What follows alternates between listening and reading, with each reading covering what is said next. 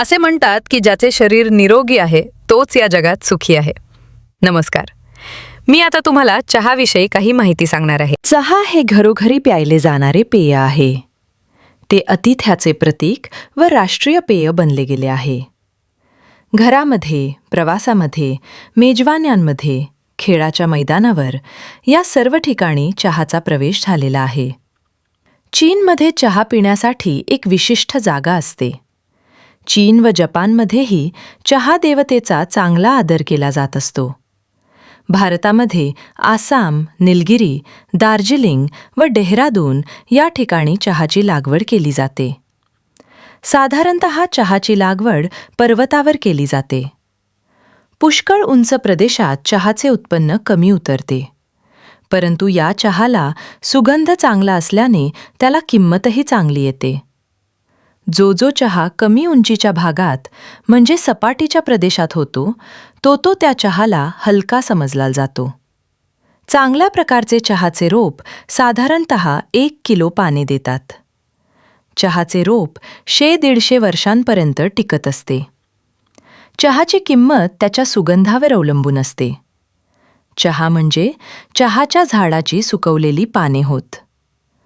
पाने सुकवल्यानंतर त्यांना गरम करण्यात येते.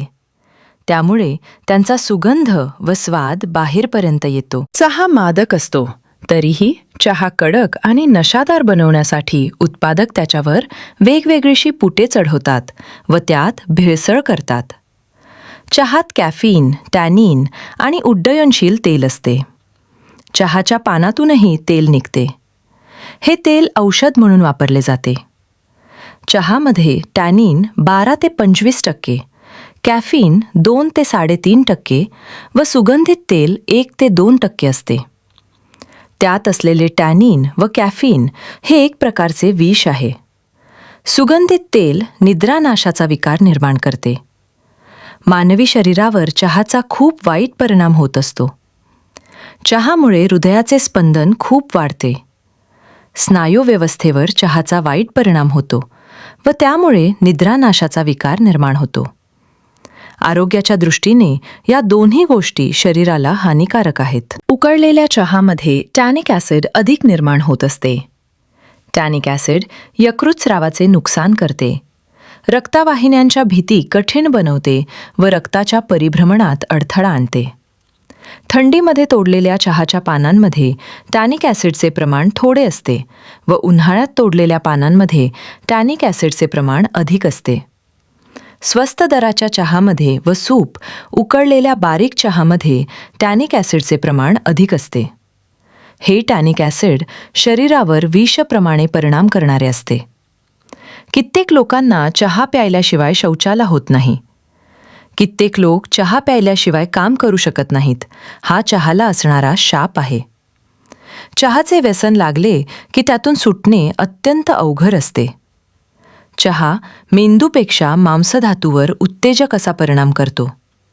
अर्थात चहा प्यायल्यानंतर थकवा कमी होतो, परंतु चहा अधिक प्यायल्याने पचनक्रिया बिघडते. चहामध्ये कसलेच पोषक घटक नसतात.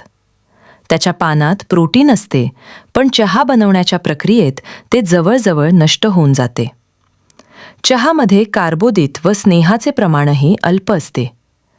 चहा हे बुद्धिजीवी लोकांचे व थंड प्रदेशातील लोकांचे आवडते पेय असते. फायदे. चहामध्ये थोडेफार गुण आहेत. चहा जठरास जागृत करतो, रुची उत्पन्न करतो. त्वचा व मूत्राशयावर त्याचा परिणाम होत असल्याने घाम चांगला येतो व लघवीही साफ होते. मरगळलेला उत्साह जागृत करून चहा मनुष्याचा थकाव दूर करतो. जेवल्यानंतर 4 तासांनी चहा प्यावा. चहा पित्तकारक असल्याने 3-4 तासामध्ये अन्नाचा काही भाग पचायचा बाकी राहिला असेल तर चहामुळे तो पचला जातो. इंग्रज, पारशी किंवा श्रीमंत लोकांना उच्च प्रतीचा आहार मिळू शकतो. अशा लोकांनी चहा प्यायला तर हरकत नसते. परंतु ज्यांच्या घरात मुलांना दुधातुपाचे दर्शन होत नाही त्यांच्या घरातच चहाचा काढा नित्य तयार असतो. चहाची पाने चवीला तुरट व तीव्र, विपाकाने तिखट, उष्णवीर्य, कफहरक, वातवर्धक व आमाशयास पौष्टिक असतात. दुधात घातलेला चहा मधुर, कफघ्न, काहीसा स्वेदल, उत्तेजक, कामोत्तेजक, थंडी नष्ट करणारा, श्रमहरक, मूत्रल व जडतानाशक असतो. चहा ताप, डोकेदुखी, खोकला व सर्दीवर हितावह असतो. अतिश्रम करणाऱ्या लोकांनी चहा प्यायल्यावर स्फूर्ती येते. वैज्ञानिकांच्या मते चहामध्ये मुख्य द्रव्य कॅफीन असते. कॅफीनमुळे 3 परिणाम होतात: मूत्रल नाडीतंत्राला उत्तेजन मिळणे आणि मांसपेशीमध्ये शक्ती प्राप्त होणे. कॅफीन शरीरात लवकर शोषले जाते. ते मूत्रपिंडाद्वारे काही प्रमाणात घामावाटे बाहेर निघते. कॅफीनमुळेच स्फूर्ती अनुभवास येते. कॅफीन हृदयोत्तेजक आहे. त्याचा उपयोग डोकेदुखी, मूत्रकृच्छ, शक्तिपात, हृदय आणि नाड्यांची क्षीणता, फुफ्फुसांना सूज येणे, हृदयविकारामुळे येणारी सूज, जीर्ण वृक्कदाह, मूत्रपिंडाची आग होणे यावर होतो. चहामध्ये कॅफीन नसते तर चहाला जे महत्त्व आहे ते प्राप्त झाले नसते. तोटे: चहाचे अतिरिक्त सेवन करणाऱ्यांचे शरीर कमकुवत व दुर्बल बनते. चेहरा फिक्कट बनतो. पचनक्रिया मंद व विकृत बनते. मलावरोध होतो व रक्तदाब वाढतो. चहा प्यायल्याने निद्रानाश, वीर्य पातळ होणे, सहनशीलता नाहीशी होणे, वातनाडीशूळ, हृदयाचे अनियमित स्पंदन, छातीत वेदना वगैरे विकार होतात. मंदाग्नी व ज्ञानतंतू कमकुवत असणाऱ्या लोकांनी चहा कधीही घेऊ नये. निद्रानाश असणाऱ्या लोकांनाही चहा अहितावह असतो. चहामध्ये असणारे दुसरे द्रव्य टॅनिन आहे. ते शरीराचे अधिक नुकसान करते. दुसरे टॅनिन वेगळ्या प्रकारचे असते. चहाच्या पानात carotene, riboflavin, nicotinic acid, pantothenic acid आणि ॲस्कॉर्बिक ॲसिड यांचे प्रमाण बरेच असते. याशिवाय थिओफिलिन, थिओब्रामीन, कझेन्थिन, डेक्स्ट्रिस, इनोसिटॉल, इशिली द्रव्येही त्यात आहेत. चहाचे व्यसन शरीराला नुकसानकारक असते. त्यामुळे पचनशक्ती मंद होते. रक्त जळून शरीर सुकून जाते.